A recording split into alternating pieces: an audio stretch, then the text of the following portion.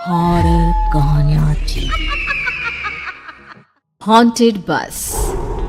रात के करीब 11 बज रहे थे। सड़क पर इक्का तुक्का गाड़ियां चल रही थी। अपनी नाइट शिफ्ट खत्म करके शीला और निकिता बस स्टॉप पर खड़ी थी। आज तो हमें बहुत देर हो गई। पता नहीं घर जाने के लिए हमें कोई साधन मिलेगा भी या नहीं।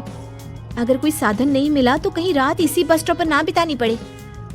अपनी काली जुबान बंद कर। जब देखो तब उल्टी बातें ही करती है। अरे कुछ देर रुक जाना, कुछ ना कुछ मिल ही जाएगा। लेकिन काफी देर तक इंतजार करने के बाद भी उन्हें कोई बस नहीं मिलती। धीरे धीरे समय के साथ साथ सड़क पर चलने वाली गाड़ियों का दिखना भी बंद हो जाता है। अरे ये देख, अब तो सड़क पर एक भी गाड़ी नहीं दिख रही। दूर दूर तक गाड़ी और किसी इंसान का नामो निशान नहीं है। एक काम करते हैं, वापस अपने ऑफिस चलते हैं। हम दोनों आज रात वहीं गुजार लेंगे। देख, तुझे अच्छी तरह पता है 10 बजे के बाद चौकीदार ऑफिस के मेन गेट पर ताला लगाकर अपने घर चला जाता है। ऑफिस जाने का कोई फायदा नहीं है। इस सुनसान सड़क को देख मुझे बहुत घबराहट हो रही है। एक काम करना, उसी चौकीदार के घर चलते हैं। वो भी तो परिवार वाला है। हम बेफिक्र होकर आज रात उसके घर पर रुक सकते हैं। अरे पागल, चौकीदार 10 बाई 10 की खोली में रहता है। उसके 4 बच्चे हैं। भला वो हमें अपने घर में कौन सी जगह देगा। अब तू ना ये बेकार की बातें बंद कर और चुपचाप खड़ी रह। शायद कोई लिफ्ट ही मिल जाए। फिर काफी देर इंतजार करने के बाद आखिरकार एक नीले रंग की बस उनके सामने आकर रुकती है। बस का दरवाजा खोल कंडक्टर उन दोनों से कहता है, कहिए कहाँ जाना है आप दोनों को? देखिए मेरी पूरी बस खाली पड़ी है।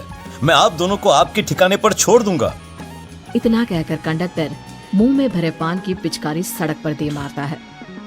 निकिता, लोगों का कहना है कि कुछ महीने पहले इसी तरह अंधेरी रात में एक नीली बस के अंदर कुछ बदमाशों ने एक जवान लड़की की हत्या कर दी थी। इस बस का रंग भी नीला है। कहीं ये वही बस तो नहीं? कंडक्टर शीला की बात सुन लेता है और मुस्कुराते हुए कहता है, देखिए मेम साहब, उस घटना के बारे में मैंने भी सुना है। माना कि उस बस का रंग और मेरी बस का रंग एक है, लेकिन दुनिया में नीले रंग की एक ही बस तो नहीं है ना। ये तो सिर्फ एक इत्तेफाक है। देखिए हमारी बस में एक मेम साहब पहले से ही बैठी हैं। चाहे तो आप देख लीजिए। निकिता गर्दन उठाकर देखती है तो बस के पीछे वाले हिस्से में एक लड़की कंबल ओढ़े बैठी हुई थी।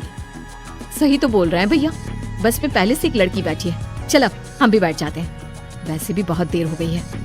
अरे ठहर जाना निकिता, मुझे डर लग रहा है। अरे तुझे इतना ही डर लग रहा है तो तू यहीं खड़ी रहे, मैं तो चली। अरे तू मुझे छोड़कर कहाँ जा रही है? मैं भी चलती हूँ।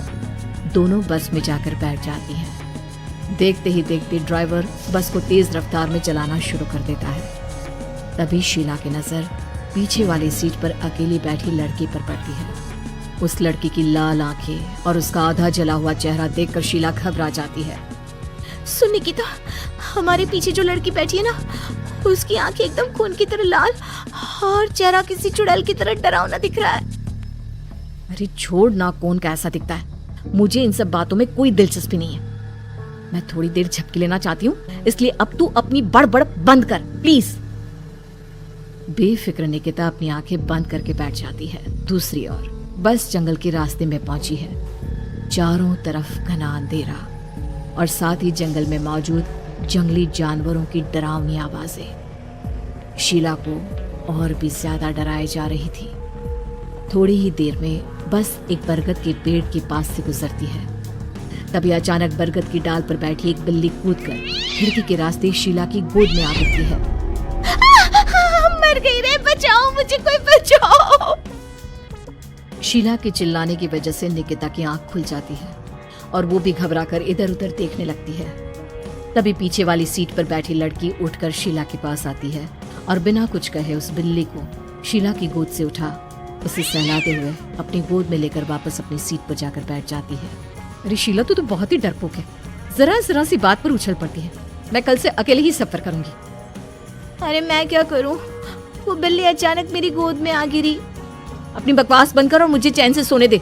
इस तरह शीला को डांटकर निकिता फिर सो जाती है। पर तभी अचानक एक झटके से ब्रेक लगाकर ड्राइवर बस को रोकता है। शीला खिड़की से बाहर झांक कर देखती है तो उसे सड़क के किनारे एक काला आदमी खड़ा दिखाई देता है। उसकी बड़ी बड़ी दाढ़ी और अजीब से कपड़े देखकर शीला को घबराहट होने लगी है।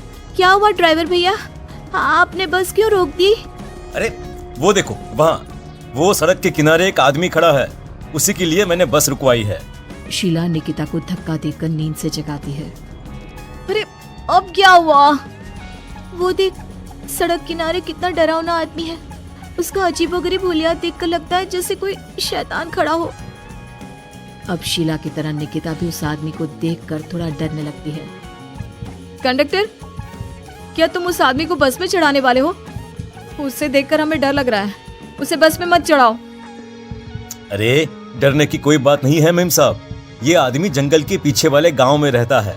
ये रोज इसी वक्त मेरी बस में बैठकर पड़ोस वाले गांव में जाता है। और वैसे भी ये बेचारा गूंगा है।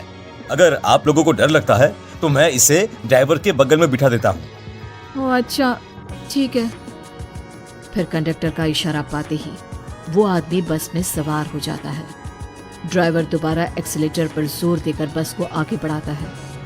थोड़ी ही देर में बस एक घाटी पर चढ़ती है। बस के एक तरफ गहरी और डरावनी खाई थी, पर ड्राइवर को इस बात से कोई फर्क पड़ता नजर नहीं आ रहा था। वो लगातार बस की रफ्तार बढ़ाकर बस चलता जा रहा था। ड्राइवर भैया, आप देखते नहीं क्या बगल में इतनी गहरी खाई है? बस की रफ्तार लगातार बढ़ाए जा रहे हो, थोड़ा धीरे चलाओ ना। अरे मेम साहब, घबराने की कोई बात नहीं है, ये तो मेरा रोज का काम है। मैं तो यहाँ इसी रफ्तार से बस चलाता हूँ। अब बेफिक्र होकर अपनी सीट पर बैठ जाइए, आपको कुछ नहीं होगा। ड्राइवर के कहने पर निकिता शांति से बैठ जाती है। कुछ दूर चलने पर अचानक ड्राइवर बस को सड़क के किनारे रोक देता है। शीला एक बार फिर खिड़की के बाहर झांक कर देखती है, लेकिन इस बार उसे कहीं कोई दिखाई नहीं देता। अरे अब क्या हुआ? तुमने बस क्यों रोक दी? यहाँ तो दूर दूर तक कोई भी नहीं दिखाई दे रहा। ड्राइवर उसकी बात का कोई जवाब नहीं देता, पर कंडक्टर बोल पड़ता है। ये हमारी फेवरेट जगह है, हम अपने सारे अच्छे काम यहीं पर करते हैं।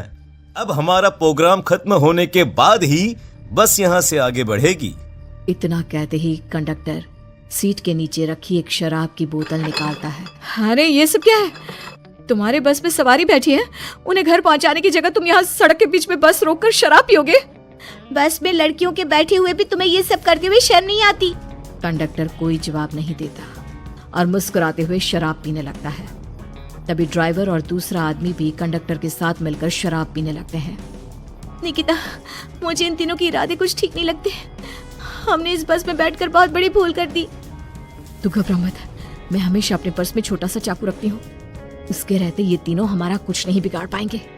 देखो गज्जू भैया, हमारी बस में इस समय 3 जवान लड़कियां बैठी हैं। कहो कहो सबसे पहले किसका शिकार किया जाए? मैं तो कहता हूँ कि सबसे पहले वो जो पीछे अकेले जो बैठी है ना, उसे पकड़ कर लाओ। उसके बाद इन दोनों का प्रोग्राम फिट करेंगे। ठीक है, जैसी तुम्हारी मर्जी। अब वो आदमी पीछे वाली सीट पर बैठी लड़की के पास पहुंचकर उसका हाथ पकड़ लेता है, लेकिन तभी अचानक उस लड़की की आंखें जरूरत से ज्यादा बड़ी और लाल होने लगती है। उसका चेहरा गुस्से से लाल और उसके मुंह से नुकीले दांत दिखने लगते हैं। अरे अरे अरे ये क्या? ये लड़की अचानक इतनी खतरनाक कैसे बन रही है? इतने में वो लड़की उस आदमी को उठाकर वहीं सीट पर पटक देती है। मुझे हाथ लगाएगा, तेरी इतनी हिम्मत!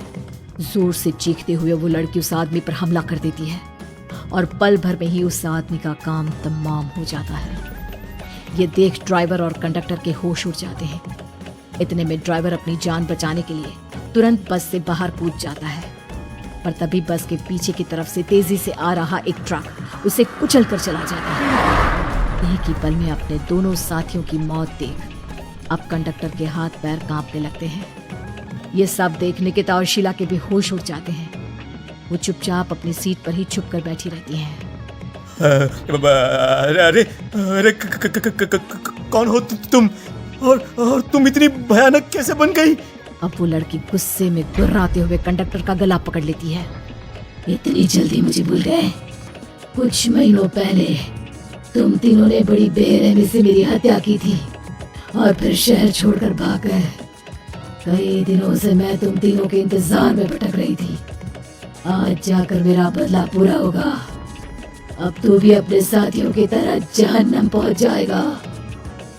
अब वो लड़की कंडक्टर को उठाकर बस के पास मौजूद खाई में फेंक देती है।